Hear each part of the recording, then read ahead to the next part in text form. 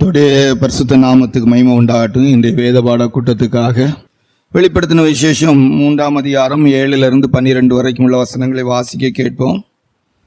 11வது வசனத்தை வாசிப்போம். ஆரம்பிங்க. 3ஆம் அதிகாரம் வெளிப்படுத்தின விசேஷம் 3ஆம் அதிகாரம் 7 to 12 வரைக்கும் வாசிப்போம். வெளிப்படுத்தின விசேஷம் 3ஆம் அதிகாரம் 7 வாசித்துட்டு 11வது வசனத்தை வாசி. பிலதெல்பியா சபையின் தூதனுக்கு நீ எழுத வேண்டியது என்னவெனில், பரிசுத்தமுள்ளவரும் சத்தியமுள்ளவரும் தாவீதின் திறவுகோலை உடையவரும் ஒருவரும் பூட்டக்கூடாதபடிக்கு திறக்கிறவரும் ஒருவரும் திறக்கக்கூடாதபடிக்கு பூட்டுகிறவருமாய் இருக்கிறவர் சொல்கிறதாவது, இதோ சீக்கிரமாய் வருகிறேன், ஒருவனும் உன் கிரீடத்தை எடுத்துக்கொள்ளாதபடிக்கு உனக்குள்ளதை பற்றி கொண்டிரு. கர்த்தருடைய பரிசுத்த நாமத்துக்கு மகிமை உண்டாகட்டும். இங்கே ஒரு கிரீடத்தை குறித்து சொல்லி பிலதெல்பியா சபைக்கு உனக்குள்ளதை பற்றி கொண்டு, இன்றைய வேத பாட கூட்டத்துக்காக நாம் எடுத்துக்கொண்ட தலைப்பு பற்றி கொள்ளுதல். எதையெல்லாம் நம்ம பற்றி கொண்டு வாழணும். இங்கே இந்த சபையாருக்கு ஒரு கிரீடம் அப்படிங்கிறது, கிரீடம் என்பது நமக்கு நன்றாக தெரியும், ஒரு மேன்மைக்குரியதான ஒரு, அதாவது பெரிய வெற்றி பெற்று வாகை சூடுதல். பந்தய சாலையில் ஓடுகிறவர்கள் எல்லாரும் ஓடுவார்கள், ஒருவனே பந்தயத்தை பெறுவான் என்று சொல்லி அறியீர்களா? பெற்றுக்கொள்ளத்தக்கதாக ஓடுங்கள் அப்படின்னு சொல்லிட்டு அழிவுள்ள கிரீடத்தை பெறும்படியாக அவள் அப்படி ஓடுறாள். நம்ம அழிவில்லாத ஜீவ கிரீடத்தை பெறும்படியாக அப்படின்னு எழுதியிருக்கு. இப்போ இது நம்முடைய லைஃப்பில் ஒரு பெரிய வெற்றி, வாகை சூடுதல், வெற்றி பெற்றுக்கொள்ளுதல் அப்படிங்கிற கிரீடம் என்பது நம்முடைய வாழ்க்கையில் பரிசு பொருளை பெற்றுக்கொள்ளுகிற அனுபவத்துக்கு ஒப்பிட்டு தான் அங்கே சொல்லியிருக்கு. கிரீடம் முதன்மைப்படுத்தப்படுகிற அனுபவத்திலே உள்ள காரியங்களுக்காக இந்த கிரீடம் என்கிற வார்த்தை. நம்ம இந்த கிரீடம் என்கிறதான அனுபவத்தை பெற்றுக்கொள்வதற்கு நாம் பற்றி கொள்ள வேண்டும். எதையெல்லாம் பற்றி கொள்ள வேண்டும் அப்படின்னு ஒரு 7 காரியத்தை வெளிப்படுத்தலாம் உங்களுக்கு இன்றைக்கு வேத பாட கூட்டத்தில் பேசும்படி விரும்புகிறோம். இந்த பற்றி கொள்ளுகிற ஜனத்துக்கு முன்பாக தான் ஒருவரும் பூட்டக்கூடாதபடி திறக்கிற தேவனும் ஒருவரும் திறக்கக்கூடாதபடி பூட்டுகிறதுமான தேவனாக இருக்கிறார் அப்படின்னு சொல்லியிருக்கு.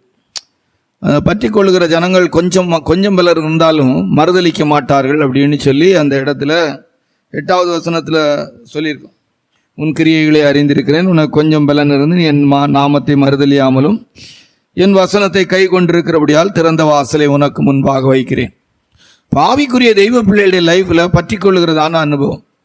இதை ஒரு விதமாக சொன்னால் முடிவு வரைந்த நிலைத்து இருக்கிறவன் விடமாட்டேன் என்கிற அனுபவம், பற்றி கொள்ளுதலுக்கு நம்ம சொல்லக்கூடியதான உறுதியாக இருக்கிறது, கடைசி வரைக்கும் அப்படிங்கிற ஒரு அனுபவம் நம்முடைய வாழ்க்கையில் ரொம்ப பற்றி கொள்ளுறது.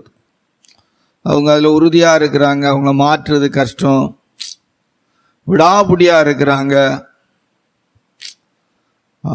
ரொம்ப உறுதியாக இருக்கிறாங்க. அப்படியெல்லாம் நம்ம சில வார்த்தைகளை சொல்லலாம். இதெல்லாம் இந்த பற்றி கொள்ளுதலுக்குரியதான அனுபவம். ரூத்துடைய வாழ்க்கையிலும் அப்படிதான். இப்போ நம்முடைய லைஃப்பில் இதையெல்லாம் நம்ம பற்றி கொள்ளுகிற ஒரு அனுபவம் உடையவர்களாக இருக்கணும். அது நமக்கு கிரீடமாய் காணப்படும். நம்ம எதையெல்லாம் பற்றி கொள்ளுகிறவர்களாக இருந்தால் அது நமக்கு கிரீடமாய் காணப்படும் அப்படின்னு சொல்லி ஒரு 7 காரியத்தை உங்களோடு பேசுகிறோம். லூக்கா சுவிசேஷம் 15ஆம் அதிகாரம் 17வது வசனத்தை வாசித்தால், லூக்கா சுவிசேஷம் 15ஆம் அதிகாரம் 17வது வசனத்தை வாசித்தால் வாசி. அவனுக்கு புத்தி தெளிந்த போது அவன், என் தகப்பனுடைய கூலிக்காரர் எத்தனையோ பேருக்கு பூர்த்தியான சாப்பாடு இருக்கிறது, நானோ பசியினால் சாகிறேன். கீழே உள்ள வசனத்தையும் கூட வாசிங்க கொஞ்சம். நான் எழுந்து என் தகப்பனிடத்திற்கு போய், தகப்பனே, பரத்துக்கு விரோதமாகவும் உமக்கு முன்பாகவும் பாவம் செய்தேன், இனிமேல் உம்முடைய குமாரன் என்று சொல்லப்படுவதற்கு நான் பாத்திரன் அல்ல, உம்முடைய கூலிக்காரரில் ஒருவனாக என்னை வைத்துக் கொள்ளும் என்று. அப்போ நம்முடைய லைஃப்ல நம்ம இதுக்கு முன்னால எப்படி இருந்திருந்தாலும் சரி, ஒரு தேவனுடைய பிள்ளைடைய லைஃப்ல எந்த நிலவரத்திலையும் ஒரு தகப்பன் வீட்டின் அனுபவத்தை பற்றி கொள்ளணும். ரொம்ப முக்கியமான விஷயம். இந்த தகப்பன் வீடு என்பது ஒரு ஆவிக்குரிய தெய்வ பிள்ளைகளுக்கு ஒரு தெய்வ சமூகத்தின் வாழ்க்கையை தான் காட்டுது. இவ்வளோதான், இங்கே தான் போய் நம்ம இப்படி தான் இருந்து நம்முடைய வாழ்க்கைகளில் வீழ்ச்சிகள் வரும்போதும், இளையகுமாரன் தூர தேசத்துக்கு போன போது அவன் துன்மார்க்கமான ஜீவியத்தின் நிமித்தமாக எல்லா ஆஸ்திகளையும் அவன் இழந்து போட்ட போதும் அவன் திருப்பி அவன் தகப்பன் வீட்டுக்கு திரும்பி வாரான். அதுக்கு பிற்பாடு அவனுடைய லைஃப்பில் அவன் தகப்பன் வீட்டை விட்டு போகிற அனுபவமே இருக்காது. அந்த தகப்பன் வீட்டை அவன் பற்றி கொள்ளுகிறான். இப்போ நம்முடைய லைஃப்லையும் கூட ஆவிக்குரிய தெய்வ பிள்ளைகளுடைய லைஃப்பில் ஒரு தகப்பன் வீட்டை பற்றி கொள்ளுகிற ஒரு ஜீவியம் தேவை.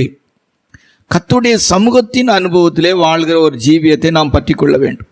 ரொம்ப முக்கியமான விஷயம். இல்லை, தேவனுடைய ஆலயத்தின் அனுபவத்தை பற்றி கொள்ளுகிற ஒரு ஜீவியம் நமக்கு தேவையாக இருக்கிறது. அதான் ரொம்ப முக்கியம். உடைய சமூகத்திலே பரிபூர்ண ஆனந்தம் இருக்கிறது, உடைய வலது பாரசத்திலே நித்திய பேரின்பம் இருக்கிறது என்று சொல்லப்பட்டிருக்கு. சங்கீதம் 27:4 வாசிக்கும் போது சங்கீதக்காரன் அங்கே சொல்லுகிறார், உடைய வீட்டிலே உடைய ஆலயத்திலே தங்கி இருக்கிறதே நான் வாஞ்சிக்கிறேன் அப்படின்னு சொல்றார். வாசிங்க. கர்த்தரிடத்தில் ஒன்றை நான் கேட்டேன், அதையே நாடுவேன். நான் கர்த்தருடைய மகிமையை பார்க்கும்படியாகவும் அவருடைய ஆலயத்தில் ஆராய்ச்சி செய்யும்படியாகவும் நான் என் ஜீவனுள்ள நாளெல்லாம் கர்த்தருடைய ஆலயத்தில் தங்கியிருப்பதையே நாடுவேன். அப்போ இந்த அனுபவம் நமக்கு ரொம்ப முக்கியம். தகப்பன் வீடு. இளையகுமாரனுடைய வாழ்க்கையில் தகப்பன் வீட்டை விட்டு பிரிஞ்சு போனார். ஆஸ்தியெல்லாம் கேட்டுக்கிட்டு வாங்கிட்டு போனாங்க.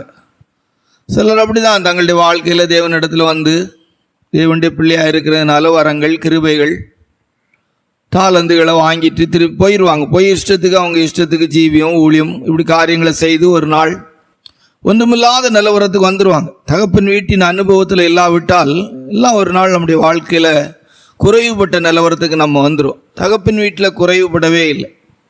தகப்பன் வீடு ஆசீர்வாதமாகத்தான் இருக்கிறது. இன்றைக்கு அப்படி தான் சில விசுவாச தெய்வ பிள்ளைகள், விசுவாசிகள் என்று அழைக்கப்படுகிறவர்கள் இன்றைக்கு சபைக்கு வந்தாலும் கூட அவங்களுடைய வாழ்க்கை அந்த இளையகுமாரனாய் தூர தேசத்தின் அனுபவத்தில் இருக்கிறதுனால குறைவுபட்டவர்களாக இருக்கிறார்கள். ஒரிஜினலாக அவங்களுடைய லைஃப்பில் அந்த தகப்பன் வீட்டை குறித்த வெளிப்பாடு அவங்களுக்கு இருக்குமானால் என் தகப்பன் வீட்டிலே பூர்த்தியான ஆகாரம் இருக்கிறது என்று சொல்லக்கூடிய இடத்தில் தான் இருப்பார். அதான் உண்மை. தகப்பன் வீட்டின் அனுபவத்தை நம்ம பற்றி கொள்ளணும். இன்றைக்கு அப்படி தெய்வ சமூகத்தின் அனுபவத்தில் இருக்கிற மேன்மைகளை பற்றி கொள்வதற்கு ஆள் இல்லை. நான் பரதேசியாய் தங்குகிற வீட்டிலே உடைய பிரமாணங்கள் எனக்கு கீதங்களாய மாறின அப்படின்னு சொல்லி சங்கீதத்தில் ஒரு வசனம் உண்டு. அப்படி தேவனுடைய வீட்டின் அனுபவம் என்பது நமக்கு ஒரு பெரிய ஆசீர்வாதமான அனுபவமாக இருக்கிறத பற்றி கொள்ளணும். கர்த்தருடைய ஆலயத்துக்கு போவோம் வாருங்கள் என்று சொன்னபோது அது எனக்கு மனமகிழ்ச்சியாக இருந்தது. எருசலேமே, நான் உன்னை மறந்தால் என் வலது கை தொழிலை மறப்பதாக, என் நாவு மேல்வாயோடு ஒட்டிக்கொள்ளும். நல்ல தேவனுடைய ஆலயத்தின் அனுபவத்தை மறந்தவங்கள்லாம் நல்லா சாப்பிட்டு எடுத்து சந்தோஷமாக எழுத்தின்படியே இருக்கிறது கஷ்டம். பெரிய நோய்கள்லாம் வந்து சந்தோஷமாக, அதாவது இது யாருக்குன்னா தெய்வ பிள்ளைகளுக்கு. பிலதெல்பியா சபைக்கு தான் ஆண்டவர் சொல்கிறார், நீ வந்து உனக்குள்ளதை பற்றி கொண்டிரு அப்படின்னு சொல்லி ஆண்டவர் சொல்கிறார். அப்போ நம்முடைய லைஃப்லையும் கூட பற்றி கொள்ளணும். உனக்குள்ளதை ஒருவரும் எடுத்துக்கொள்ளாதபடிக்கு பற்றி கொள்ளணும். யாராலும் நம்ம வஞ்சிக்கப்பட்டு விடக்கூடாது. ஆலயத்துக்கு வருகிற அனுபவங்கள், தெய்வ சமூகத்தின் அனுபவங்கள் யாராலும் யாராலும் நம்முடைய வாழ்க்கையில் அது வஞ்சிக்கப்பட்ட அனுபவமாக மாறிடக்கூடாது. கல்யாண வீடுகள், பிறந்த நாள் வீடுகள், சடங்கு வீடுகள், பலவிதமான காரியங்கள்.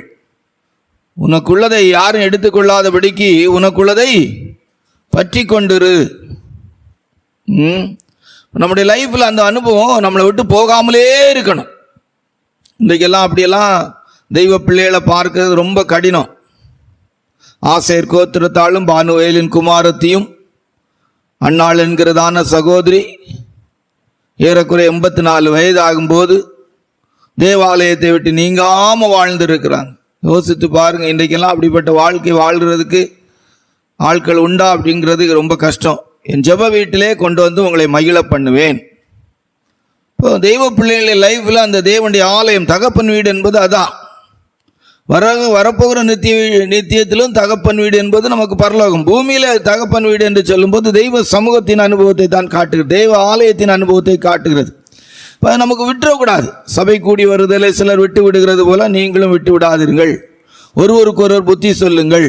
அன்றைக்கு அவனுக்கு புத்தி தெளிந்தது. நமக்கு எப்பவுமே புத்தி தெளிவு இருக்கணும். தெளிந்த புத்தி உள்ளவர்கள் எங்கே இருப்பானா, வேதத்தின்படி பார்த்தா தெய்வ சமூகத்தில் இருப்பாங்க. அதான் புத்திமான்கள், அதான் புத்தி உள்ள கன்னியகைகள். இப்போ இன்றைக்கு நம்முடைய லைஃப்பை நம்ம ஆராய்ந்து பார்க்க வேண்டும். எப்படின்னா, நம்ம பற்றி கொள்ளுகிறோமா? உலகத்தில் இருக்கிற எல்லாவற்றை விட தெய்வ சமூகம்தான் எனக்கு மேன்மை. எப்போதும் ஆண்டோடைய சமூகத்தில் இருக்கிற அனுபவத்திலே நம்ம ஜீவிக்கிறதற்கு கற்றுக்கொள்ள வேண்டும். சரியா? அப்போ முதல் குறிப்பு, தகப்பன் வீட்டை பற்றி கொண்டிருக்க வேண்டும். தகப்பன் வீட்டு அனுபவத்தை பற்றி கொண்டிருக்க வேண்டும். தகப்பன் வீட்டின் அனுபவத்தில் இருக்கிற தெய்வ பிள்ளைகளை எப்படி கண்டுபிடிக்கலாம்? குறைவே இருக்காது. அதான் சொல்லலாம். என் தகப்பன் வீட்டில் இருக்கிற வேலைக்காரங்களுக்கு கூட பூர்த்தியான ஆகாரம். ஒரு தேவனுடைய பிள்ளை தெய்வ சமூகத்தின் அனுபவத்தில் வாழ்கிறாங்க, தேவாலயத்தின் அனுபவத்தில் வாழ்கிறாங்க அப்படின்னா அவங்களுடைய லைஃப்பில் குறைவு இருக்காது. சமாதானம், சந்தோஷம், இளைப்பாறுதல், ஆசீர்வாதங்களுக்கு எந்த குறைவும் இருக்க. எழுத்தின்படியாக உங்களுடைய வாழ்க்கை எப்போதும் சந்தோஷமாக இருக்கும். கர்த்தருடைய பரிசுத்த நாமத்துக்கு மகிமை உண்டாகட்டும். இதுக்கு ஒரு சம்பவம் சொன்னால், ஒரு மனுஷன் ஒரு சபைக்கு வந்துகிட்டு இருந்த ஒரு மனுஷன் ஒரு நாள் ஆலயத்துக்கு வரல. 2 நாள், 2வது வாரமும் வரல, 3வது வாரமும் வரல. இந்த பாஸ்டர் தேடி போனாங்க. போனால் அது ஒரு குளிர்காலமாக இருந்துச்சு, இரவு நேரம். அந்த ஆலயத்துக்கு வந்து கொண்டிருந்த மனுஷன் பல விறகுகளை வைத்து நெருப்பு மூட்டி குளிர் காய்ந்து கொண்டிருந்தான். இந்த பாஸ்டர் போனாங்க, ஒன்றுமே பேசலை. அந்த குளிர் காய்ந்து கொண்டிருந்த அடுப்பில் இருந்து ஒரு விறகை எடுத்து தனியாக வச்சாங்க. அந்த விறகு, அதாவது விறகு அடுப்புன்னு இல்லை, அது அந்த குளிருக்கான போடப்பட்டிருந்த அனல் அப்படியே இருந்துட்டு இருந்துச்சு. அந்த எடுத்து வச்ச ஒரு விறகு மட்டும் கொஞ்ச நேரத்தில் அப்படியே அணைந்து போய்விட்டு. அது அணைந்து போனோன்னா அந்த தெய்வ ஊழியர்காரங்க எழும்பி வந்துட்டாங்க. அன்றைக்கு அந்த மனுஷனுக்கு அவர் கற்றுக் கொடுத்ததான காரியம் என்னன்னா, சபைக்கு வந்து தெய்வ ஜனங்களோடு கூட சேர்ந்து கர்த்தரை ஆராதிக்கும் போது நீ அனல் மூட்டப்படுவாய். தனிப்படுத்தப்பட்ட ஒரு மனிதனாய் நீ மாறும்போது அணைந்து போவதற்கு வாய்ப்புகள் இருக்கிறது, நீ அணைந்து போவாய் என்பதாக. சபை கூடி வருதல் அல்லது தெய்வ சமூகத்தின் வாழ்க்கை என்பது ரொம்ப முக்கியம். அது வந்து ஆலயத்துக்கு வருகிறவங்க எல்லாரும் அனுபவிச்சுக்கிறாங்க அப்படின்லாம் நம்ம சொல்லிட முடியாது. உண்மையாக அந்த அனுபவத்துக்குள்ளே வாழ வேண்டும் என்பதை இந்த வேத பகுதி நமக்கு சொல்லிக் கொடுக்கிறது. 2வது வேதத்தில் வாசிக்கும் போது சங்கீதம் 34:1 வாசித்தால், சங்கீதம் 34:1 வாசித்தால் வாசிங்க. கர்த்தரை நான் எக்காலத்திலும் ஸ்தோத்திரிப்பேன், அவர் துதி எப்போதும் என் வாயில் இருக்கும்.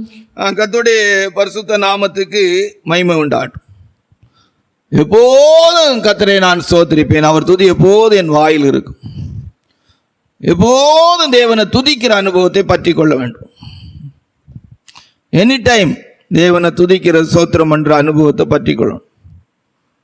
வாழ்விலும் நீரே, தாழ்விலும் நீரே, வாதையில் நீரே, பாதையில் நீரே, என்ன நடந்தாலும் நன்றி ஐயா, யார் கைவிட்டாலும் நன்றி ஐயா அப்படின்னு நம்ம பாடுறோம். ஆனால் வாழ்க்கையில் ஒரு சின்ன நிந்தைகள், நிந்தையே இல்லை, சில சின்ன கருத்துக்களை கூட சில தெய்வ பிள்ளைகளுக்கு தாங்கி கொள்ள முடியாமல் ரொம்ப கஷ்டப்படுறாங்க. உனக்கெல்லாம் ஒரு ஆச்சரியம் என்னென்னா, அந்த வசனங்கள் எல்லாம் அவங்களுடைய வாழ்க்கையில் உணர்வே கொண்டு வராதா அப்படின்னு நினைக்கிறேன். அவ்வளோ கடினப்பட்ட இருதயங்களா, அவ்வளோ வழி அருகே உள்ள நிலமாக மாறிட்டாங்களான்னு சில நேரங்களில் நினைக்கக்கூடிய இடத்துல இருக்குது.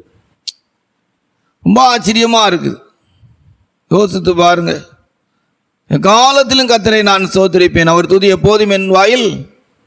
எந்த சந்தர்ப்பத்தில் அந்த சங்கீதத்தில் அதை சொல்கிறார் பாருங்க. அந்த முகவரை அந்த சங்கீதம் அந்த மேலே உள்ள வார்த்தை வாசித்து பாருங்க. தாவீது அபிமெலேக்குக்கு முன்பாக வேஷம் மாறின போது அவனால் துரத்தி விடப்படுகையில் பாடின சங்கீதம். உண்மையிலே நீங்க எப்படி பாட முடியுமா? உண்மையிலே நம்மில் சிலர் இப்படி பாடக்கூடிய இடத்துல இருக்கிறோமா? எனக்கு தெரியல. இருப்பாங்க, எப்படினாலும் ஒரு சபையில் ஒரு 50 பேர் இருந்தால் 5-10 பேராவது கண்டிப்பாக இருக்கிறதுக்கு வாய்ப்பு இருக்கு. எல்லாரும் இருப்பாங்களான்னு நமக்கு தெரியல. அதனால இதை நம்ம கேள்வியாக எழுப்பி பிரசங்கம் பண்ண வேண்டியது இருக்கு. எல்லாரும் இந்த அனுபவத்துக்குள்ளே வர வேண்டும் என்பதற்காக தான் இப்படியெல்லாம் நம்ம பிரசங்கம், இப்படி ஒரு பைபிள் ஸ்டடியெல்லாம் நம்ம வைக்கிறது. சங்கீதம் 51 அந்த மேலே உள்ள காரியத்தை வாஸ்து பார்த்தீங்கன்னா, பத்சேபாளிடத்தில் தாவீது பாவத்திற்குட்பட்ட பின்பு நாத்தான் தீர்க்கதரிசி அவனிடத்தில் வந்து அவன் பாவத்தை உணர்த்தின போது பாடி ராகத்தலைவனுக்கு ஒப்புவிக்கப்பட்ட தாவீதின் சங்கீதம். பாவம் நேரடியா ஒரு ராஜா வந்து ஒரு தீர்க்கதரிசி அவனுடைய பாவத்தை உணர்த்தி அவருக்கு வந்து குடும்பத்துக்கு நியாய தீர்ப்பா காரியத்தை சொன்ன போது ரொம்ப அழகா ஒரு சங்கீதத்தை பாடி இருக்கிறார். மனசாட்சிக்கு துரோகம் பண்ணாம இருதயத்தை தொட்டு இப்படி ஒரு வார்த்தையை ஏற்றுக்கொள்ள முடியுமா? இந்த நாட்களில் தப்பாக எடுத்துக்கிட்டாங்க. இந்த யூடியூப்பில் ரோஸ்டிங் கிறிஸ்டியன் சேனல்னு ஒன்று போடுறாங்க. ஒரு 3-4 சகோதரர்கள் சேர்ந்து போடுறாங்க. நிறைய பேர் அதை பார்க்குறாங்க. ஏறக்குறைய தமிழ்நாட்டில் இருக்கிற எல்லா ஊழியக்காரர்களுடைய குறைவுகள் அந்த அவங்க சொல்லியே தான் போடுறாங்க. குறைவு உள்ளவர்களை நாங்கள் வறுத்து எடுக்கிறோம், அப்படின்னு போடுறாங்க. அவங்க போடுறதுல எனக்கு தெரிஞ்சதில் நல்ல ஊழியக்காரங்களும் அவங்க சொல்லக்கூடிய இடத்துல இருக்குது. ஆனால் அவங்க சொல்கிற கருத்தில் ரொம்ப தப்பு இருக்குன்னு என்னால் சொல்ல முடியல. அப்படிலாம் சொன்னால் நானும் கூட பிரசங்கத்தில் நிறைய நேரம் அதிகமாக குறையதான் பேசுகிறேன். அவங்க ஒருவேளை உட்கார்ந்து அந்த பிரசங்கங்களை கேட்டு அவங்க அந்த குறைவுகளை குறித்து பேசுகிறாங்க. ஓகேயா? அப்போது அது நம்ம தப்பாக எடுக்கக்கூடிய இடம் இருக்கலாம். ஆனால் எனக்கு தெரிஞ்சு அதை தப்பாக எடுக்க வேண்டிய அவசியம் இல்லை. ஏன்னா வேதத்தில் 66 புஸ்தகமும் முக்கியமாய் ஒரு மனிதர்களுடைய குறைவுகளை எடுத்து சொல்லக்கூடிய புஸ்தகமாய் தான் நம்முடைய வேத புஸ்தகம் சொல்லு. ஒரு மனிதன் திருந்துவதற்கு தேவனால் என்ன வழி இருக்குது, ஒரு மனிதன் எப்படி திருந்த வேண்டும் என்பதற்கு ஏற்ற விதத்தில் தான் வேத புஸ்தகம் எழுதப்பட்டிருக்கு. அதனால அவங்க சொல்கிறத தப்பாக சொல்ல முடியாது. அதனால அவங்க செய்கிறது சரி அப்படிங்கிறதுக்கு நான் வரல. அவங்களுக்கு கொடுக்கப்பட்ட வேலையை அவங்க செய்கிறதா நான் நினச்சிக்கிட்டேன். இப்போ இது எதுக்கு சொல்கிறேன், அவங்க ஒரு பக்கத்தில் இருந்து யூடியூப் சேனலில் அப்படி போட்டுக்கிட்டு இருக்கிறாங்க. நமக்கு நாளும் அதை பார்க்க வேண்டிய சூழ்நிலை பார்க்கக்கூடிய சந்தர்ப்பம் வரும்போது என்னில் தான் நான் உணர்வடைகிறேன். நாளை ஒரு நாள் என்னை குறித்து அவள் சொல்லக்கூடிய இடம் வரும்போதும் நான் நிச்சயமாக என்னுடைய எழுதத்தில் நான் என்னை ஏற்றுக்கொள்ளக்கூடிய இடம் கண்டிப்பாக இருக்கணும் எதிர்பார்க்குறேன். அநேக நேரத்தில் என்னுடைய ஜீவியத்தில் சில குறைவுகள் அந்த இடத்துல போய் நம்ம அறியக்கூடிய இடம் இருக்குது, இல்லைன்னு எல்லாம் சொல்ல முடியாது. நமக்கு நல்லது. ஏன் இதை சொல்றேன்னா, அப்படியெல்லாம் பார்க்கும்போது நம்ம தேவனை துதிக்கணும். குறை சொல்றாங்க அப்படி இல்லை. நம்முடைய குறைகள் உணர்த்தப்படும் போது ராஜாவாகிய தாவீதுக்கு அவருடைய குறைவை உணர்த்தி நியாய தீர்ப்பை நாத்தான் தீர்க்கதரிசி மூலமாய் கர்த்தர் சொன்னபோது பாடி சங்கீதத்தை எழுதியிருக்கிறார். அருமையான சங்கீதம் ஒன்று அந்த சந்தர்ப்பத்தில் தான் உதயமானது. இன்றைக்கு பார்த்தா குறை சொல்றவங்க நம்ம அவங்க குறை சொல்றாங்கன்னு சொல்லி அவங்கள பற்றி நாம தப்பா பேசினா நம்மளும் குறை தான் சொல்றோம். அவங்க சொல்ற குறைகள் நம்ம இடத்துல இருக்கிறதா என்பதை நம்ம ஆராய்ந்து பார்த்துறோம். அவ்வளவுதான். நான் தான் தீர்க்கதரிசி குறை சொன்ன உடனே நாற்காந்தா நீர் எப்படி இருக்கிறீரு, ஏன் குறைய சொன்னீர், நீர் விளங்காம போயிருவீர், அப்படியெல்லாம் சொல்ல வேண்டிய அவசியம் இல்லை. தாவீது ராஜா அப்படி சொல்லக்கூடிய இடமே இல்லை. இன்னைக்கு நம்மள அநேகர் அப்படிதான் இருக்கிறோம். ஊழியக்காரன் என்கிட்ட நீங்க சொன்னாலும் நான் உடனே நீங்க எல்லாம் அப்படி இல்லை, என்ன ஆராய்ந்து பார்க்கறதுக்கு என்கிட்ட இருக்கா, இருந்தா சரி ஆண்டவரே என்ன மன்னிங்க, என் ஜீவியத்தை மாற்றுங்க அப்படின்னு சொல்லி தேவனை துதிக்கிற அனுபவத்தை பற்றி கொள்ளணும். நல்லது தானே? நம்முடைய குறைவுகளை நமக்கு எடுத்து சொல்வது நல்லது தானே? நம்முடைய குறைவுகளை எடுத்து சொல்லக்கூடியவங்க சம்பளம் இல்லாமல் நம்மளை திருத்துறாங்கன்னு தான் தமிழில் ஒரு வார்த்தை உண்டு. நல்ல வார்த்தை. இது எதுக்கு இவ்வளவு விளக்கமாய் சொல்லுகிறோம் என்று சொன்னால், தாவீது ராஜாவுடைய வாழ்க்கையில் ஒகோனி ராஜாவா இருக்கிற காலத்தில், சாதாரணமாக இருக்கிற காலம் இல்லை, ஒகோனி ராஜ்யபாரம் பண்ணி கொண்டிருக்கிற காலத்தில் அவருடைய பாவத்தை அழகாக எடுத்து சொல்றார். இந்த பாவம் அவருடைய வாழ்க்கையில் மறைக்கப்பட்டதா ரகசியமாக இருக்கு. ஒரு நாணயத்துக்கு 2 பகுதி இருக்கிறது போல, ஒரு பக்கம் வெளியே தெரியுது, ஒரு பக்கம் பார்க்கும்போது இன்னொரு பக்கம் மறைக்கப்பட்டிருக்கிறது போல. ஒரு பக்கம் நல்லா இருக்கு ஜனங்களுக்கு, இன்னொரு பக்கம் தேவனுக்கு முன்பாக அது சரியில்லாமல் இருக்கு சொல்றாங்க. உண்மைதான். இன்றைக்கெல்லாம் எடுத்து பார்த்தா கர்த்தருடைய ஊழியத்தில் அனுபவத்தில் பார்த்தா தமிழ்நாட்டெல்லாம் எடுத்து பார்த்தா அதிகமாக பணத்தை தான் முக்கியப்படுத்தி ஊழியம் செய்கிறாங்க. விசுவாசத்தை குறித்து பேசுவாங்க, ஆசீர்வாதத்தை குறித்து பேசுவாங்க கர்த்தருடைய ஊழியக்காரங்க. ஆனால் அதிகபட்சமாக ஜனங்களிடத்திலிருந்து அந்த பணம் கிடைக்கணும், அதாவது ஊழியர்களுடைய லக்ஸூரியஸான வாழ்க்கைக்காக. இதெல்லாம் எடுத்து ஒரு கூட்டம் இருந்து அதை பகுத்து ஜனங்களுக்கு சொல்லும்போது தவறுன்னு சொல்ல முடியாது. ஊழியக்காரங்க நாங்கள் தான் திருந்தணும், அதை ஏற்றுக்கொள்ளணும். இருந்தா ரைட், ஓகே, சரிதானே, அதை சொல்றது சரிதானே. சில இடங்களில் மீட்டிங் நடக்குது, கன்வென்ஷன் பிரசங்கியார் பிரசங்கம் பண்ணுறாங்க, பின்னால பாஸ்டர்ஸ்னி உட்கார்ந்து இருக்கிறாங்க, ஜனங்கள் கொஞ்சமாவது அசைகிறாங்க, ஆவி நிறைவுக்கு ஒப்பு கொடுக்குறாங்க. அந்த பாஸ்டர்ஸ் ரொம்ப சிரமப்பட்டு அந்த விசுவாசிகளை உற்சாகப்படுத்துறாங்க. பின்னால் இருக்கிற பாஸ்டர்ஸை பார்த்தா அந்த வீடியோவில் கண்ணை திறந்துட்டு ஒரு அசைவு இல்லாமல் ஒன்றுமே இருக்காது.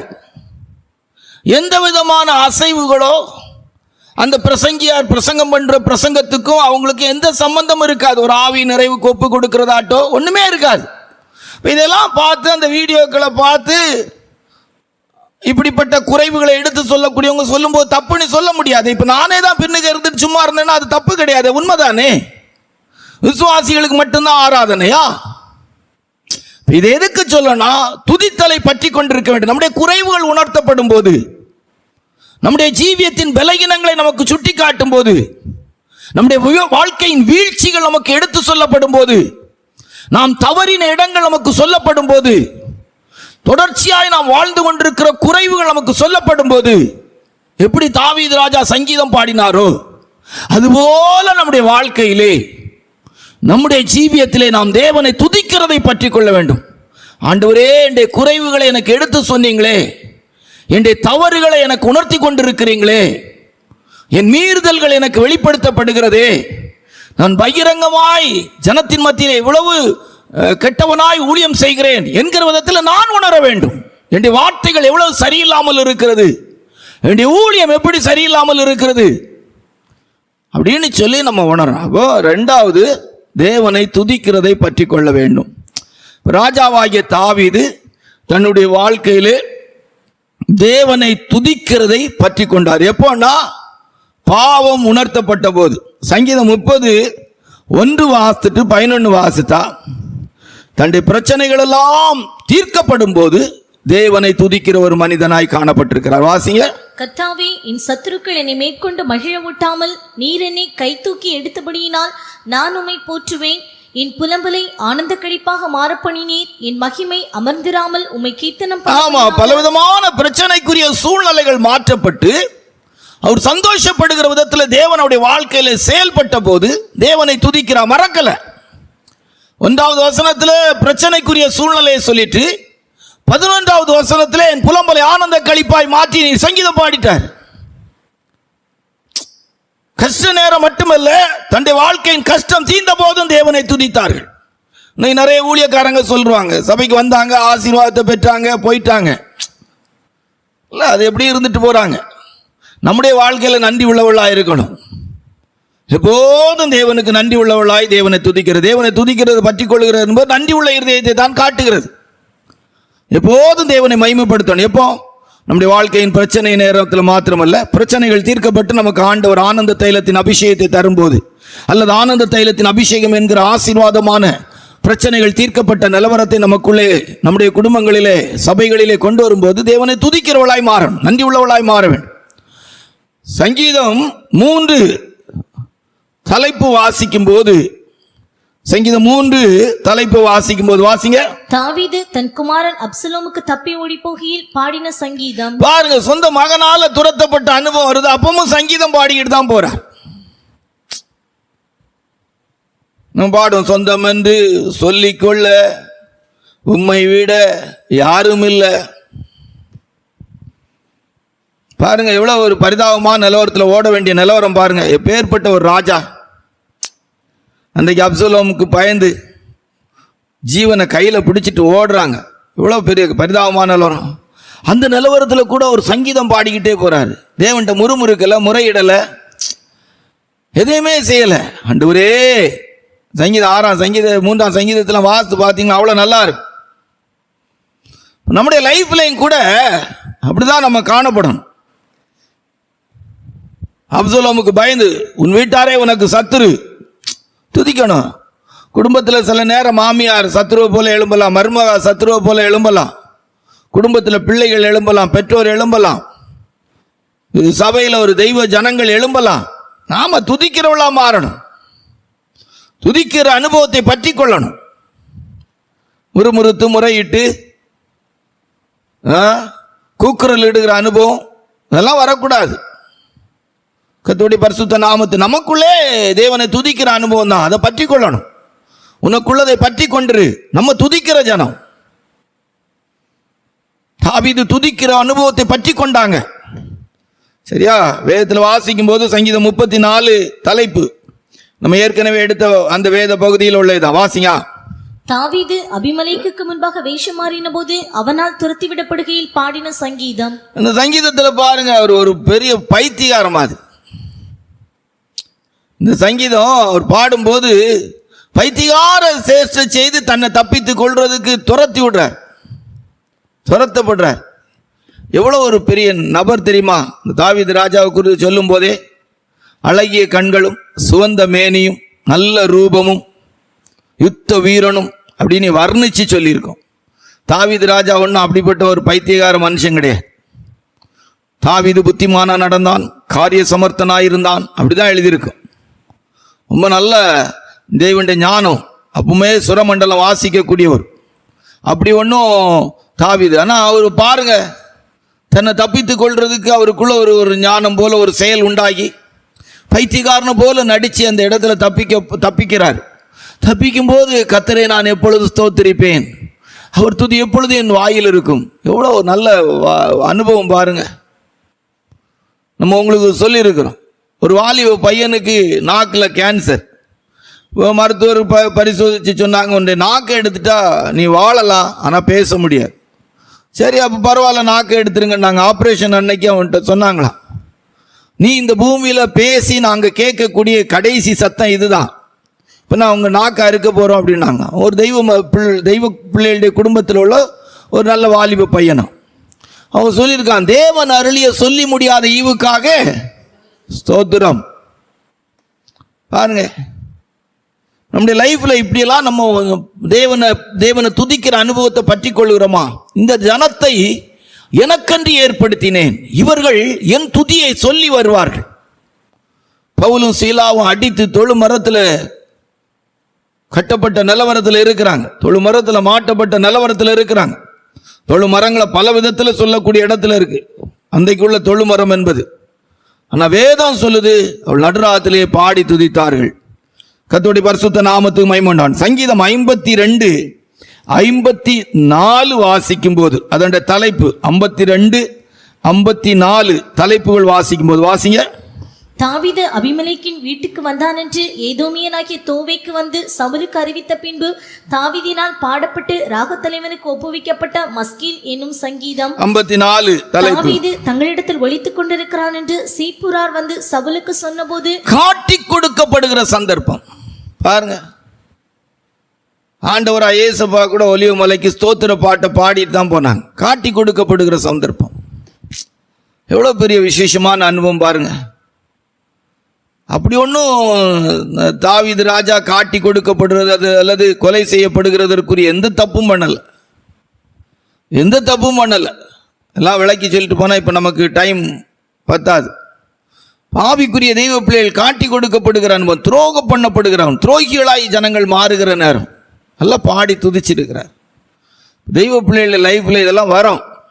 இதெல்லாம் வரும்போது நம்ம அவங்கள குறை சொல்லி அவங்கள பல விதத்தில் வர்ணித்து பேசுகிறத விட தேவனை நோக்கி பார்த்து அவரிடத்துல நம்ம தேவனை துதிச்சோன்னா நலமாக இருக்கும். அவர் வேதனையில் சில வார்த்தைகள் சொல்லியிருக்கிறாங்க, இல்லைன்னு சொல்ல முடியாது. இந்த பாடுகள்லாம் அந்த சங்கீதத்தில் சில வார்த்தைகள் சொல்லியிருக்காங்க, இல்லைன்னு எல்லாம் சொல்ல முடியாது.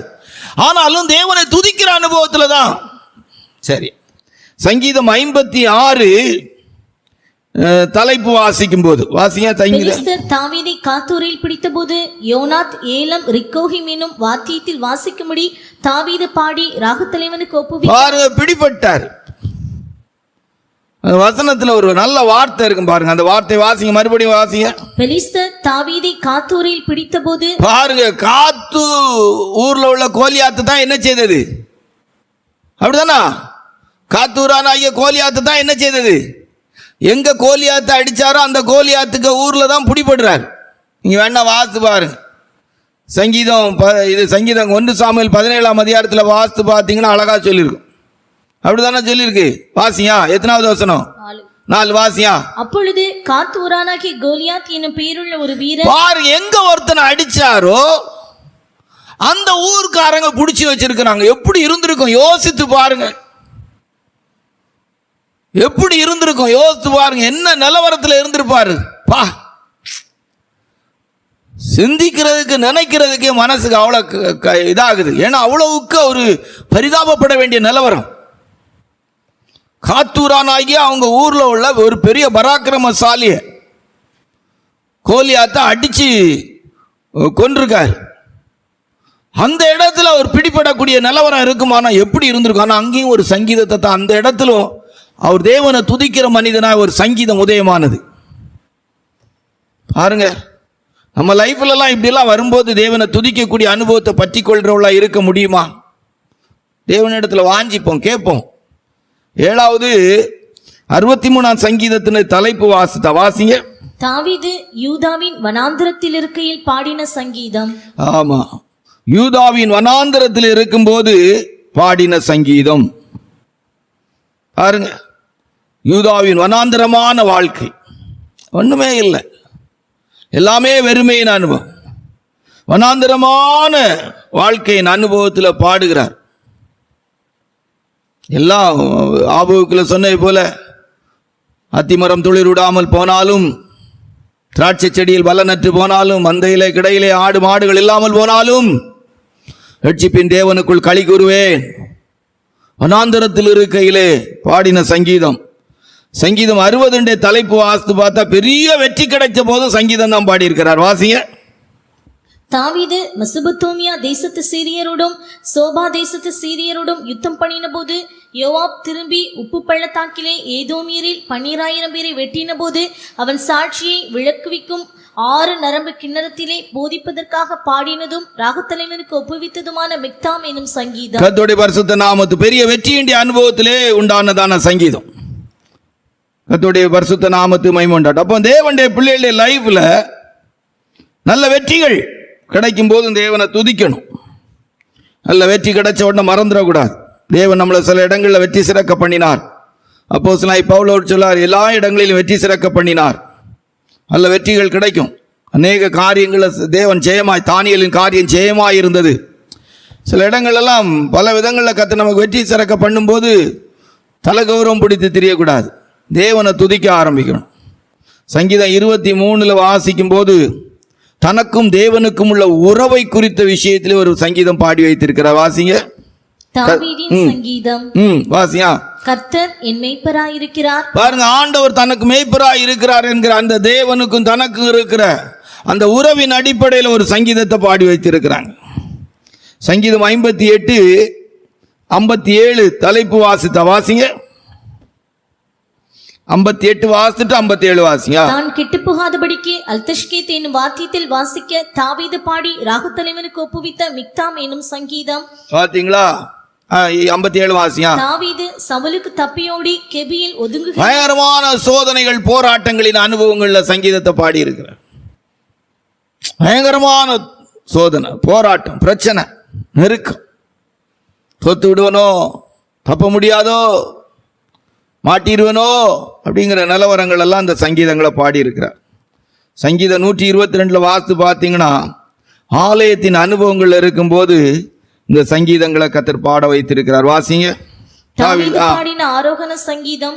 கர்த்தருடைய ஆலயத்திற்கு போவோம் வாருங்கள் என்று எனக்கு அவர்கள் சொன்னபோது மகிழ்ச்சியாயிருந்தேன். கர்த்தருடைய ஆலயத்துக்கு போவோம் வாருங்கள் என்று சொன்னபோது எனக்கு, கர்த்தருடைய ஆலயத்துக்கு போவோம் வாருங்கள், ஆலயத்தை குறித்து சொன்ன உடனே அவருக்கு ஒரு பெரிய சந்தோஷம். Right, okay. அப்போ ராஜாவாகிய தாவீது எந்தெந்த சந்தர்ப்பங்களிலெல்லாம் எப்படியெல்லாம் தேவனை துதித்து இருக்கிறாங்க அப்படின்னு ஒரு சின்ன ஒரு அனுபவத்தை நம்ம தியானிச்சு. அப்போ துதிக்கிற அனுபவத்தை பற்றி கொள்ள வேண்டும். தெய்வ பிள்ளைகள் எல்லா நிலவரத்திலும் தேவனை துதிக்கிறவர்களாக இருக்க வேண்டும். ஆதியாகமம் 12ஆம் அதிகாரம் 1-4 வாசித்தா 3வது எதை பற்றி கொள்ள வேண்டும் அப்படிங்கிறத பார்ப்போம். நம்ம சமயம் கொஞ்சம் சுருக்கமாக இருக்குது, கொஞ்சம் சீக்கிரமாக போவோம். வாசிங்க. ஆதியாகமம் 12ஆம் அதிகாரம் 1-4 வாசிங்க. கர்த்தர் ஆபிரகாமை நோக்கி, நீ உன் தேசத்தையும் உன் இனத்தையும் உன் தகப்பனுடைய வீட்டையும் விட்டு புறப்பட்டு நான் உனக்கு காண்பிக்கும் தேசத்துக்கு போ. கர்த்தர் ஆபிரகாமுக்கு சொன்னபடியே அவன் புறப்பட்டு போனான். லோத்தும் அவனோட கூட போனான். அப்போ போதும், இப்போ பற்றி கொள்ளணும். ஆபிரகாம் விட்டு விடுகிறத பற்றி கொண்டார். தகப்பன் வீட்டின் அனுபவத்தை பற்றி கொள்ளணும். தேவனை துதிக்கிற அனுபவத்தை பற்றி கொள்ளணும். ஆபிரகாம் விட்டு விடுகிற அனுபவத்தை பற்றி கொள்ளுகிறவராயிருந்தார். எல்லாவற்றையும் விட்டுட்டு புறப்படு. ஏனோ ஊரு வீடு எல்லாத்தையும் விட்டுரு, எல்லாம் விட்டுட்டு புறப்படு அப்படின்னாரு. புறப்பட்டார். விடணும், விடுறதை பற்றி கொள்ளணும் ஆவிக்குரிய தெய்வ பிள்ளைகளுடைய லைஃப்பில். அப்போது முதலாவது ஆபிரகாம் சொந்த ஊர் அதெல்லாம் எல்லாம் வச்சுக்கிட்டு அவர் விட்டுட்டு புறப்பட்டார். ஏனோ இதெல்லாம் விட்டு புறப்படக்கூடிய இடத்துல அவர் இருந்தார். இன்றைக்கு நம்ம அதை எப்படி இன்னும் விளக்கமாக சொல்ல, நிறைய பேருக்குள்ள அந்த தான் சொல்லுவேன். கன்னியாகுமரி மாவட்டத்தில் எடுத்து பார்த்தா கன்னியாகுமரி, திருநெல்வேலி, தூத்துக்குடி இந்த மாதிரிப்பட்ட தென்னகத்து மாவட்டங்களில் இருக்கிற ஒரு கூட்டம் ஊழியர்கள் தங்களுடைய பிள்ளைகளுடைய வாழ்க்கைகளில் மாற்றி எடுக்கவே மாட்டாங்க. சபையில் எல்லா ஜனங்களையும் வச்சு காணிக்கையெல்லாம் வாங்கி எடுத்து கூட்டம்லாம் நடத்துவாங்க. எல்லாரும் தேவனுடைய பிள்ளைகள் என்பவர்கள்.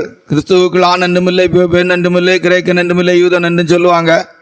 ஆனால் பிள்ளைகளுக்கு பொண்ணு பார்க்கும்போது, பையனுக்கு பொண்ணு பார்க்கும்போது, பிள்ளைக்கு மாப்பிள்ளை பார்க்கும்போது மாற்றாமல் இது செய்வாங்க. நிறைய ஏமாத்து சாட்சி எல்லாம் கூட வச்சுருப்பாங்க. நாங்கள் எதிர்பார்க்கல, நான் எந்த ஜாதியிலையும் எடுத்துக்கலான்னு தான் நினச்சேன், எந்த இனத்துலையும் எடுத்துக்கலான்னு தான் நினச்சேன், நான் அப்படி அமைஞ்சிட்டு பாஸ்டர் அப்படிம்பாங்க. பொய். ஒருவேளை சிலருக்கு அப்படி அமைஞ்சிருக்கலாம், என்னால் எல்லாரும் அப்படி பொய் சொல்கிறாங்க நம்ம சொல்ல முடியாது, பொய்யும் சொல்லுவாங்க. ஊழியக்காரர்களை பொறுத்த வரைக்கும் பொய் சொல்கிறதுக்கு ஊழியக்காரங்களுக்கெல்லாம் சொல்லி கொடுக்காண்டாம். கர்த்தருடைய பரிசுத்த நாமத்துக்கு மகிமை உண்டாட்டும். ரைட்டா? அப்போது ஆபிரகாம் சொந்த ஊர், ஜனம், இனம் இதெல்லாம் விடுகிற அனுபவத்தை பற்றி கொண்டார். இது அவர்கிட்ட சும்மா இல்லை, அதோடைய லைஃப்பில் நிறைய விஷயத்தில் லைஃப் லாங் இந்த விடுறதை பற்றி கொண்டார். லோத்துவை விட வேண்டிய இடம் வந்துச்சு, விட்டார். லோத்துவை விட வேண்டிய இடம் வந்தபோது விட்டுட்டார். சோதோமின் பொருட்களை கூட இல்லை, எந்த விதத்திலும் அப்படிப்பட்ட பொருட்களெல்லாம் அவர் எடுக்கக்கூடிய விருப்பமே கிடையாது. அதெல்லாம் அவர்கிட்ட இருந்ததான ஒரு பெரிய நல்ல விஷயம்.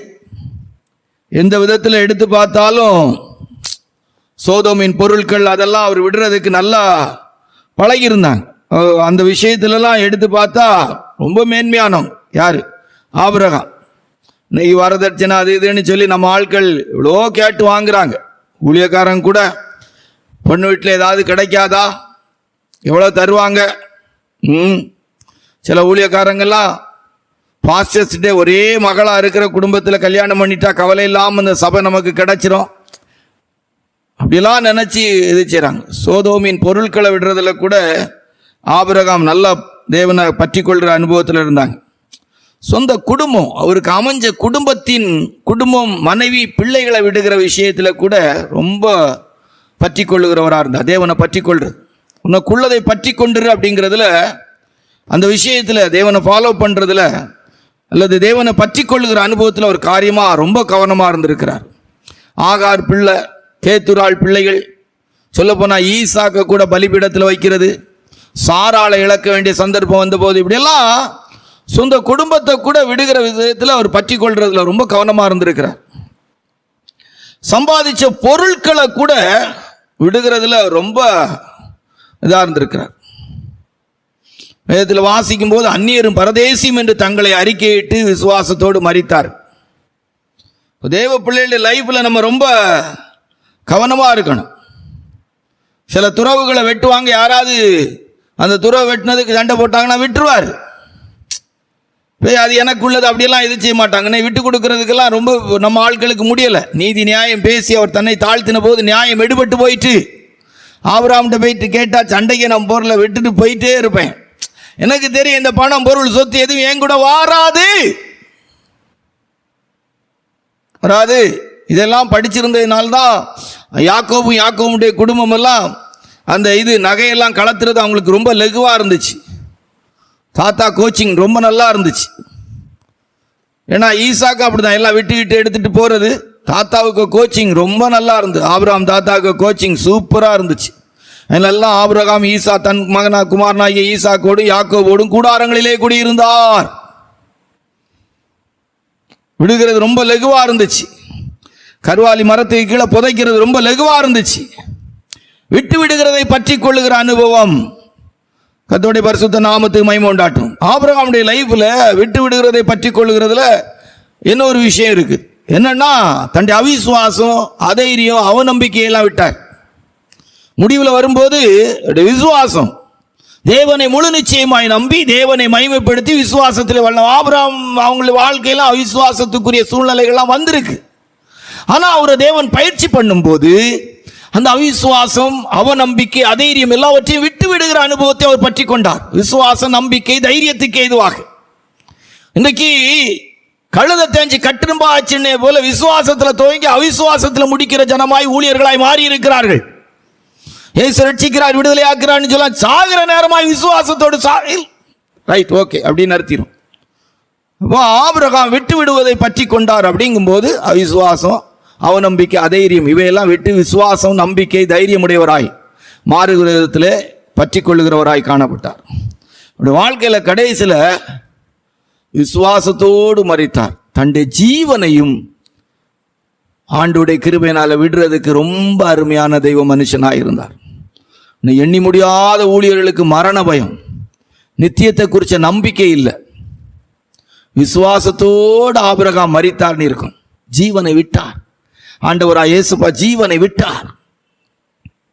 விட்டு விடுகிறதை பற்றி கொள்ளுகிற ஒரு ஜீவியம் நமக்கு தேவை. சரியா? 4வது, கர்த்தருடைய பரிசுத்த நாமத்துக்கு மகிமை. எரேமியா 9:1 வசனத்தை வாசித்தால், எரேமியா 9:1 வசனத்தை வாசித்தால் வாசிங்க. என் தலை தண்ணீரும் என் கண்கள் கண்ணீரூற்றுமானால் நலமாயிருக்கும். அப்பொழுது என் ஜனமாகிய குமாரத்தை கொலையுண்ண கொடுத்தவர்கள் நிமித்தம் நான் இரவும் பகலும் அழுவேன். புலம்பல் 3:49-50 வாசித்தால், புலம்பல் 3:49-50 வாசிங்க. இருக்கா? கர்த்தர் பரலோகத்திலிருந்து நோக்கி பார்க்க மட்டும் என் கண் இடைவிடாமல் ஓய்வின்றி சொரிகிறது. அப்போ தேவனுடைய பிள்ளைகளுடைய லைஃப்ல அழுது ஜெபிக்கிற ஜெபம். சோறு வேணாம், அது வேணாம், இது வேணாம்னு இல்லை. எழுப்புதல்ங்கிறது இல்லை. உண்மையா ஆண்டவருடைய சமூகத்தில் கர்த்தருக்கு முன்பாக அழிந்து போகிற ஆத்துமாக்களுக்காக, சபையில் இருக்கிறதான பின்மாற்றத்துக்குரிய ஆத்துமாக்களுக்காக, அன்றைக்கு எப்படி இஸ்ரவேல் ஜனத்துக்காக எரேமியா அழுது புலம்புகிற மனுஷனாக ஒரு தீர்க்கதரிசியாக இருந்தாரோ, அதுபோல என் தலை தண்ணீரும் என் கண்கள் கண்ணீர் ஊற்றுமானால் நலமாயிருக்கும். என் கண்கள் இடைவிடாமல் ஓய்வின்றி சொரிகிறது. அழுதுகிட்டே ஜெபிக்கிற ஒரு அனுபவம் அவருடைய லைஃப்ல இருந்திருக்கு. அழிஞ்சு போகிற ஆத்துமாக்களுக்காக, தெய்வ ஜனங்கள் அந்த ஆதி அனுபவங்களை இழந்ததற்காக, தேவனோடு உள்ள உறவுகளை இழந்ததற்காக, சிறையிருப்புக்குரியவளாய் மாற்றப்பட்டதற்காக, சிறுமைப்படுத்தப்பட்டதற்காக அழுதாங்க. இன்றைக்கு ஊழியக்காரங்க எழுப்புதல் எழுப்புதல் எழுப்புதல். என்ன எழுப்புதல்? எழுப்புதல் ஜெபம் நடத்துகிறவங்களாம் தங்களுக்கு இருக்கிற சொத்துக்களை விற்று ஏழை எளிய ஜனங்களுக்கு, இல்லாத ஊழியக்காரங்களுக்கு கொடுத்து சபை ஊழியங்களை வளர்த்தாலே போதும் எழுப்புதல் உண்டாயிருக்கு. ஆதி அப்போஸ்தல காலத்து எழுப்புதல்ங்கிறது என்னது? ஆதி அப்போஸ்தல கால எழுப்புதல், ஆதி அப்போஸ்தல கால எழுப்புதல்லாம் என்னது? அப்போஸ்தலலாம் வித்து பிறகு கொண்டு வந்ததை வச்சு சேத்தா வச்சுக்கிட்டு இருந்தாங்க. என்னதான் எழுப்புதல்னு தெரியல. எழுப்புதல் ஜெபம், இழப்புதல் ஜெபம், முழங்கால் யுத்தம், முழங்கால் ஜெபம் என்னன்னு தெரியல. சேர்க்கிறதா எழுப்புதல் ஜெபம் எனக்கு தெரியல. என் தலை தண்ணீரும் என் கண்கள் கண்ணீர் ஊற்றுமானால் நலமாயிருக்கும். என் கண்கள் இடைவிடாமல் ஓய்வின்றி சொரிகிறது. இப்போ கர்த்தருடைய பிள்ளைகள், ஊழியர்கள் பற்றி கொள்ளணும். ஆத்துமாக்களுக்காக நல்லா அழுது ஜெபிக்கிற ஜெபம். ஒரு குடும்பத்தில் பின்மாற்றத்தின் அனுபவங்கள் இருக்கும்போது, ஒரு குடும்பம் நல்ல ஒரு ஆவிக்குரிய அனுபவத்திலிருந்து அந்த குடும்பத்தில் இருக்க எல்லாரும் கூட்டங்களுக்கு வர முடியாத நிலவரங்கள் வரும்போது, இன்றைக்கு இருக்கிற ஆவிக்குரிய தெய்வ பிள்ளைகளுடைய வாழ்க்கைக்குள்ள உலகத்தின் அனுபவங்கள் வரும்போது, ஜெபத்தில் தேவனை பற்றி கொண்டிருக்கிற அனுபவத்தை காட்டுகிறது. 5 தானியேலின் புஸ்தகம் 1:8-15 வரைக்கும் வாசித்தார். தானியேலின் புஸ்தகம் 1:8-15 வரைக்கும் வாசிங்க. தானியேல் ராஜாவின் போஜனத்தினாலும் அவர் பானம் பண்ணும் திராட்சரசத்தினாலும் தன்னை தீட்டுப்படுத்தலாகாது என்று தன் இருதயத்தில் தீர்மானம் பண்ணிக்கொண்டு, போதும். இப்படி நமக்குள்ளே அந்த நல்ல பிரதிஷ்டை, நல்ல ராஜபோஜனங்கள் இருக்குது, நல்ல எல்லாம் அனுகூலமா இருக்குது. ராஜபோஜனத்தினால் தன்னை தீட்டுப்படுத்தி கொள்ளக்கூடாது என்று சொல்லி தன் இருதயத்திலே பிரதிஷ்டை பண்ணினான். இன்னைக்கு பிரதிஷ்டை இழந்தவங்க பிரதிஷ்டை பெருசு இல்லைங்கிறாங்க, பிரதிஷ்டையா இருக்கிறவங்க பிரதிஷ்டை பெருசுங்காங்க. பிரதிஷ்டையெல்லாம் தேவையில்லைங்க. என்னையா பிரதிஷ்டை தேவையில்லை? ஒரு சிம்சோன் எத்தனையோ பொய் சொன்னான். அந்த பொய் எல்லாமே அவனுடைய பிரதிஷ்டையை பாதுகாக்க, தலைமுடியை குறித்த நசரை விரோதத்தை பாதுகாக்கிறதுக்கு அவன் சொன்ன பொய் அவனுக்கு பிரச்சனை இல்லை. எப்போ அவன் உண்மையை சொல்லி அவன் பிரதிஷ்டை இழந்தானோ அப்பதான் மாட்டினான், அப்பதான் அவன் சிறுமைப்படுத்தப்பட்டான். பிரதிஷ்டை மேன்மையே அவங்களுக்கு தெரியல. ஒரு ஆலயத்தை பிரதிஷ்டை பண்ணிட்டு ஆலயத்தை வீடு மாதிரி வச்சிருந்தா எப்படி இருக்கும் எனக்கு தெரியல. பிரதிஷ்டை பெருசு இல்லை, பிரதிஷ்டை பெருசு இல்லை, பிரதிஷ்டை பெருசு இல்லைன்னா என்னது பிரதிஷ்டை பெருசு இல்லை? கர்த்தருக்காக சின்ன பெரிய விஷயங்களை கர்த்தருக்காக நம்ம பிரதிஷ்டைன்னு சொன்னால் ஆண்டவருக்காக அர்ப்பணிக்கிறது, ஆண்டவருக்காக நம்முடைய ஜீவியத்தில் அந்த இடத்த முதலிடமா தேவனுக்கு என்று ஒப்பு கொடுக்கிற விதம் தான் பிரதிஷ்டை. ஒரு தலைமுடியை கர்த்தருக்குன்னு ஒப்பு கொடுத்திருந்தார். ஆண்டவரே உம்முடைய வார்த்தையின்படி நசரே விரதமா நான் என் தலைமுடியை வளர்க்குறேன் ஐயா, சவரங்கன் கத்திப்படாமல் பாதுகாத்து கொள்ளுகிறேன் அப்படின்னு சொல்லி அவனுடைய பெற்றோர் வளர்த்தாங்க. அவன் அதை பாதுகாத்தான். அந்த தலைமுடியை பாதுகாக்கிறதுக்கு அநேக நேரம் பொய் சொன்னான். அதனால அவன்கிட்ட கர்த்தருடைய ஆவியானவர் இறங்கலைன்னு சொல்லலை.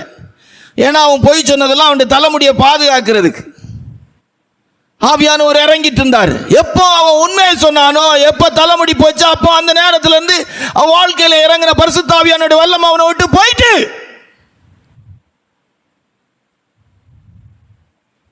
பிரதிஷ்டை இழந்துட்டு ஒத்துக்க கூட கஷ்டமா இருக்குது. உண்மைதான், நான் இழந்துட்டேன், என் பிரதிஷ்டை இழப்பு தான், என் கண் இழந்தது, கண்ணை நான் இழந்தது காரணம், மாவாட்டுறது காரணம் என் பிரதிஷ்டை இழந்தது தான். ஒத்துக்க முடியல. 1000 சாக்கு போக்கு வச்சு 1000 காரியத்தை என்ன சொல்ல அடகட்டி சரிப்படுத்துறது போல பேச நினைக்கிறாங்களே தவிர இல்ல. தானியேல் தன் இருதயத்திலே தீர்மானம் பண்ணி கொண்டான், ராஜ போஜனத்தினால தன்னை தீட்டுப்படுத்திக் கொள்ளக்கூடாது என்று சொல்லி. நிறைய விஷயம் இதில் சொல்லலாம். கல்வியிலே நிபுணர்கள், அரண்மனையில சேவிக்க திறமை உள்ளவர்கள், ராஜகுலமானவர்கள், எவ்வளவு ஒரு நல்ல அனுபவம் உள்ளவங்க பாருங்க. வாலிப வயது, சாப்பிடுற வயது. ஆனா அந்த பாபிலோன் தேசத்துல தேவனுடைய நாமத்தின் நிமித்தமாக ஒரு சாப்பாட்டின் பிரதிஷ்டை தானியேலின் காரியம் ஜெயமாயிருந்தது. பற்றி கொள்ளணும். தானியேலின் காரியம் ஜெயமாயிருந்தது. அவன் பேர பாபிலோன் ராஜா எல்லாம் மாத்தி எல்லாம் இது செய்றாங்க. எப்படி மாத்தினாலும் சரி, தானியேலின் புஸ்தகம் எழுதப்படும் போது தானியேலுக்கு பேர்ல தான் எழுதப்படுது. அல்லேலூயா. யார் என்ன சொன்னாங்க ஏது சொன்னாங்கல்ல, தன்னுடைய வாழ்க்கை பிரதிஷ்டை உள்ள வாழ்க்கையா இருக்கணும். தான் சொல்லுவாங்க, கடுகு போட்டினாலும் சட்டிக்குள்ள தான் கிடக்கணும். பிரதிஷ்டை.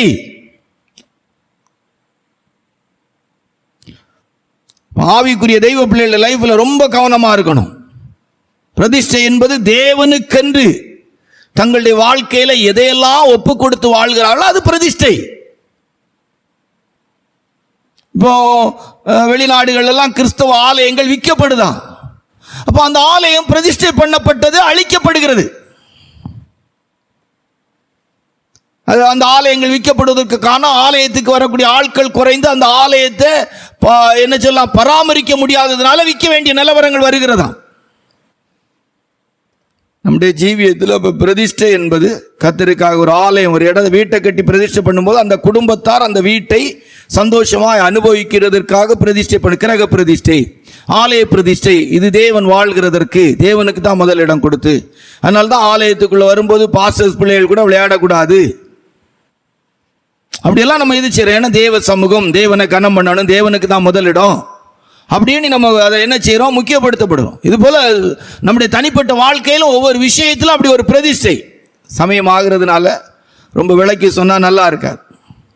நம்முடைய ஆவி ஆத்மா சரத்தை கர்த்தருக்கு என்று பிரதிஷ்டை பண்ணி வாழணும்.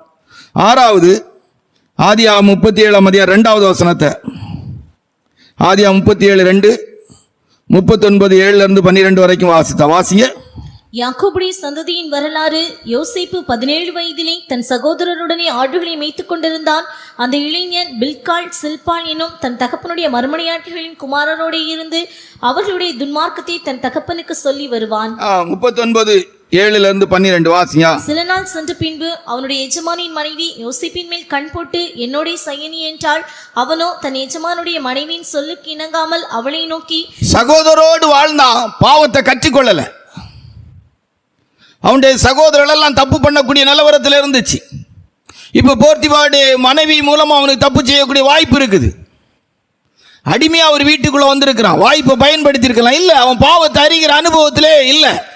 பாவத்தை அறிகிற அனுபவத்தை அவன் பற்றி கொள்ளவில்லை. பரிசுத்தமான வாழ்க்கைக்குரிய காரியத்தை பற்றி கொண்டான். பாவத்தை அறிகிற அனுபவத்திலே அவன் நித்தம் கண் போட்டு அவங்க கிட்ட போராடிட்டு இருக்கிறான். அவன் தேவனுக்கு விரோதமாய் பாவம் செய்வது எப்படி என்பதை சொல்லிக்கிட்டே இருக்கிறான். பாவம் செய்யாதிருக்கிற வாழ்க்கையை பற்றி கொள்ளுகிறான். பாவம் செய்வதற்குரிய வாழ்க்கை அல்ல, பாவம் செய்யாதிருக்கிற வாழ்க்கைக்குரியதை பற்றி கொண்டான்.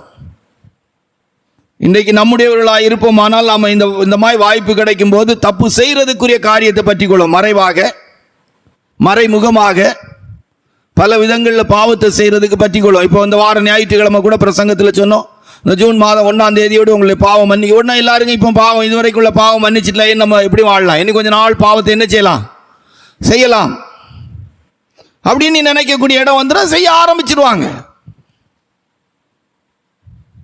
இன்னைக்கு இருக்கிற காலகட்டத்தில் எடுத்து பார்த்தீங்கன்னா ரோட்டில் போகிறவங்க யார் லிஃப்ட் கேட்டாலும் சரி ஏற்றிட்டு போயிடறான். இப்போ சகோதரிமார்களை ஒரு தாத்தாவை ஏற்றிட்டு போக மாட்டான், ஒரு ஆம்பளையை ஏற்றிட்டு ஒரு பொம்பளையை ஏற்றிட்டு போயிடும். யார் வேணாலும் எங்க இருந்து லிஃப்ட் கொடுக்க ரெடியா இருக்கிறாங்க. எங்க போறீங்க மேடம், இப்படி போகணும், யாரிடுங்க, வாங்க நான் கொண்டு விடுறேன். எந்த ஒரு ஆம்பளைக்கு வண்டியை ஒரு சகோதரி நிறுத்தினாலும் நிறுத்தி கூட்டு போயிடும். பாவம் அறியாது இருக்கிற வாழ்க்கையை பற்றி கொண்டான். கர்த்தருடைய பரிசுத்த நாமத்துக்கு மகிமை உண்டாட்டும். சிலருடைய வாழ்க்கையெல்லாம் அப்படி பாவத்துக்கு ஏதுவாகவே காணப்படுது. 7வது வேதத்தில் வாசிக்கும் போது பிலிப்பியர் 3ஆம் அதிகாரம் 12-14 வரைக்கும் வாசித்தால், பிலிப்பியர் 3ஆம் அதிகாரம் 12-14 வரைக்கும் வாசிங்க. நான் அடைந்தாயிற்று அல்லது முற்றும் தேறினவரானேன் என்று எண்ணாமல் கிறிஸ்து இயேசுவினால் நான் எதற்காக பிடிக்கப்பட்டேனோ அதை நான் பிடித்துக் கொள்ளும்படி ஆசையாய் தொடர்கிறேன். சகோதரரே, அதை பிடித்துக் கொண்டேன் என்று நான் எண்ணுகிறதில்லை. ஒன்று செய்கிறேன், பின்னானவைகளை மறந்து முன்னானவைகளை நாடி கிறிஸ்து இயேசுவுக்குள் தேவன் அழைத்த பரம அழைப்பின் பந்தய பொருளுக்காக லெக்கை நோக்கி தொடருகிறேன். ஆமா, லெக்கை நோக்கி தொடருகிறது. மனம் திரும்புங்கள், பரலோக ராஜ்யம் சமீபத்தில் இருக்கிறது. எப்படியாயிலும் அவருடைய உயிர்த்தெழுதலை நான் பங்கடைய வேண்டும். நிச்சயமில்லாதவனாய் ஓடேன், நல்ல போராட்டத்தை போராடினேன், ஓட்டத்தை முடித்தேன், விசுவாசத்தை காத்துக்கொண்டேன். இது மேற்கொண்டு நீதியின் கிரீடம் எனக்காய் வைக்கப்பட்டிருக்கிறது. பரலோக ராஜ்யத்தின் அனுபவத்துக்காக அதை குறித்த பற்றுதலோடு கூட ஓடுறது. அடைந்தாயிற்று முற்றிலும் தேறினவன் என்று எண்ணுகிறதில் ஒன்று செய்கிறேன், பின்னானவர்களை மறந்து முன்னானவர்களை நாடி கிறிஸ்து இயேசுவுக்குள் தேவன் அழைத்த பரம அழைப்பின் பந்தய பொருளுக்காய் இலக்கை நோக்கி தொடருகிறேன். என்னை நோக்க வாஞ்ச எல்லாம் பற்றி கொள்ளுறதெல்லாம் பரலோக ராஜ்யத்தின் காரியம்தான். வரும்போது நான் ஒன்றும் கொண்டு வரல, போகும்போது ஒன்று நான் கொண்டு வரல, கொண்டு போறதில்லை. எப்படியாயிலும் அந்த உயிர்த்தெழுதல் அனுபவத்தில் நான் பங்கடைய வேண்டும். ரொம்ப அழகா சொல்லுவார், எனக்கு லாபமாயிருக்க எல்லாவற்றையும் நஷ்டமும் குப்பையுமாய் எண்ணுகிறேன், விட்டேன். எல்லாவற்றையும் குப்பையுமாய் விட்டேன், எண்ணுகிறேன். கர்த்தரை அறிகிற அறிவுக்காக பற்றிக் கொள்கிறது. நான் எதற்காய் பிடிக்கப்பட்டேனோ, சவுலே சவுலே நீ துன்பப்படுத்துகிற இயேசு நானே. ஆண்டவரே, நான் என்ன செய்ய சித்தமாயிருக்கிறீர்? தான் பிடிக்கப்பட்ட நோக்கத்தை, தான் அழைக்கப்பட்ட அழைப்பை, தான் தெரிந்து கொள்ளப்பட்ட தெரிந்து கொள்ளுதலை, தான் அடைய வேண்டிய ராஜ்யத்தின் காரியத்தை, இயேசுவோடு உள்ள வாழ்க்கையின் அனுபவத்தை பற்றி கொள்ளுகிறது. நல்ல போராட்டத்தை போராடினேன், ஓட்டத்தை முடித்தேன், விசுவாசத்தை காத்துக்கொண்டேன். இது முதற்கொண்டு எனக்காக நீதியின் கிரீடம் வைக்கப்பட்டிருக்கிறது. பற்றி கொள்ளணும். வெளிப்படுத்தின விசேஷம் 3ஆம் அதிகாரத்தில் 11வது வசனத்தை வாசித்து கூட்டத்தை முடிப்போம். வாசிங்களா? இதோ சீக்கிரமாய் வருகிறேன், ஒருவனும் உன் கிரீடத்தை எடுத்துக்கொள்ளாதபடிக்கு உனக்குள்ளதை பற்றி கொண்டிரு. உனக்குள்ளதை பற்றி கொண்டிரு. ஒரு ஆவிக்குரிய தேவனுடைய பிள்ளை பற்றி கொள்ளணும். தகப்பன் வீட்டின் அனுபவத்தை பற்றி கொள்ளணும். தேவனை துதிக்கிற அனுபவத்தை பற்றி கொள்ளணும். விட்டு விடுகிற அனுபவத்தை பற்றி கொள்ளணும். அழிந்து போற ஆத்துமாக்களுக்காக, பின்மாற்றத்தில் இருக்கிற ஜனங்களுக்காக ஜெபிக்கிற அனுபவத்தை பற்றி கொள்ளணும். ஒரு பிரதிஷ்டையின் ஜீவியத்தின் அனுபவத்தை பற்றி கொள்ளணும். பரிசுத்தமான வாழ்க்கை வாழ்கிற அனுபவத்தை பற்றி கொள்ளணும். கர்த்தருடைய வருகையில் எடுத்துக் கொள்ளப்படுவதற்கு அது மரிக்கும் போது, நல்ல போராட்டத்தை போராடினேன், ஓட்டத்தை முடித்தேன், விசுவாசத்தை காத்துக்கொண்டேன், இது முதற்கொண்டு நீதியின் கிரீடம் எனக்காய் வைக்கப்பட்டிருக்கேன் என்று சொன்னை போல, நான் பிடிக்கப்பட்ட, அழைக்கப்பட்ட, தெரிந்து கொள்ளப்பட்ட அந்த நோக்கத்தின் அனுபவத்தை பற்றி கொள்ள வேண்டும். கர்த்தர் நம்மை ஆசீர்வதிப்பாங்களா? Praise the Lord.